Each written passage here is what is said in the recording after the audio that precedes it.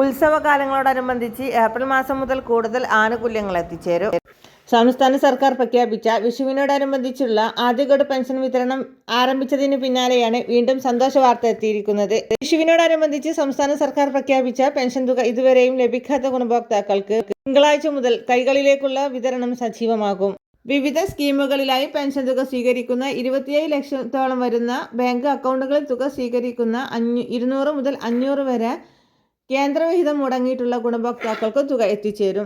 വിധവ, വാർദ്ധക്യ, ഭിന്നശേഷി പെൻഷനുകളിലായി 8 ലക്ഷത്തോളം വരുന്ന ആളുകൾക്കാണ് കേന്ദ്രവിഹിതത്തിൽ കുറവ് വന്നിട്ടുള്ളത്. സംസ്ഥാന സർക്കാരിന്റെ ഭാഗത്തു നിന്നും ഏപ്രിൽ മാസം മുതൽ കുടിശ്ശികയടക്കമുള്ള ആനുകൂല്യ വിതരണം പ്രഖ്യാപിച്ചു.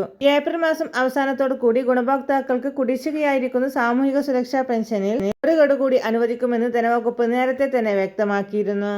ഇതിന്റെ ഭാഗമായി ഏറ്റവും പുതിയ വിതരണ നടപടികൾ സംസ്ഥാന സർക്കാരിന്റെ ഭാഗത്തു നിന്നും ആരംഭിച്ചു. കേന്ദ്രത്തിന്റെ ഭാഗത്തു നിന്നും കൂടുതൽ വായ്പാനുമതി ലഭ്യമായ സാഹചര്യത്തിലാണ് സംസ്ഥാന സർക്കാരിന്റെ തിരക്കിട്ട നീക്കം. വരാൻ പോകുന്ന തദ്ദേശ തെരഞ്ഞെടുപ്പുകൾക്ക് മുന്നോടിയായി കുടിശ്ശികയുള്ള ആനുകൂല്യങ്ങൾ വിതരണം ചെയ്ത് തീർക്കുമെന്ന് മുഖ്യമന്ത്രി നേരത്തെ തന്നെ അറിയിച്ചിരുന്നു.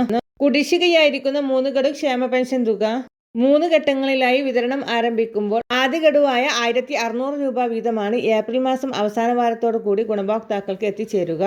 സംസ്ഥാന സർക്കാരിന്റെ ഭാഗത്തു നിന്നും സാമൂഹിക സുരക്ഷാ പെൻഷനുകൾ, ക്ഷേമനിധി പെൻഷനുകൾ, കെട്ടിട നിർമ്മാണ തൊഴിലാളി മേഖലകളിലേക്കുള്ള ആനുകൂല്യ വിതരണം, സർക്കാർ ജീവനക്കാരുടെ ക്ഷേമബത്ത ക്ഷേമാശ്വാസ കുടിശ്ശികകൾ, പെൻഷൻകാരുടെ ക്ഷേമാശ്വാസം എന്നിവ വിതരണം ചെയ്യുന്നതിലേക്കായി കേന്ദ്രത്തിന്റെ ഭാഗത്തു നിന്നും തുക ലഭ്യമായ സാഹചര്യത്തിൽ സംസ്ഥാന സർക്കാർ വിതരണം ആരംഭിച്ചു. ഒക്ടോബർ മാസത്തിൽ തദ്ദേശ തെരഞ്ഞെടുപ്പുകൾ വരുന്നതിനാൽ സെപ്റ്റംബർ മാസത്തിന്റെ മുന്നോടിയായി കുടിശ്ശികയടക്കമുള്ള ആനുകൂല്യങ്ങൾ വിതരണം ചെയ്യുവാനാണ് സംസ്ഥാന സർക്കാരിന്റെ തീരുമാനം.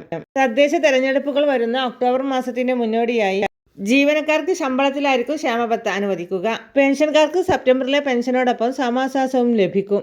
ആനുകൂല്യം വിതരണം ചെയ്യുന്നതിലേക്കായുള്ള കടപ്പത്ര ലേലം നാളെ മുംബൈ ഫോർട്ട് ഓഫീസിൽ ഇക്ബർ പോർട്ടൽ വഴി നടക്കും. ഇതിനു പുറമെ സഹകരണ ബാങ്കുകളുടെ കൺസോർഷ്യം രൂപീകരിച്ചു തുക സമാഹരിക്കൽ നടപടികൾ ആരംഭിക്കും. പുനർക്രമീകരണത്തിന്റെ ഭാഗമായുള്ള സംസ്ഥാന സർക്കാരിന്റെ പെൻഷൻ ലിസ്റ്റിൽ ഉൾപ്പെട്ട എല്ലാ ഗുണഭോക്താക്കൾക്കും 1600 രൂപ വീതം എത്തിച്ചേരും. എല്ലാവിധ സർക്കാർ അറിയിപ്പുകളും നേരത്തെ തന്നെ നിങ്ങളിലേക്ക് എത്തുവാൻ വേണ്ടി ഈ ചാനൽ സബ്സ്ക്രൈബ് ചെയ്യാൻ മറക്കാതിരിക്കുക.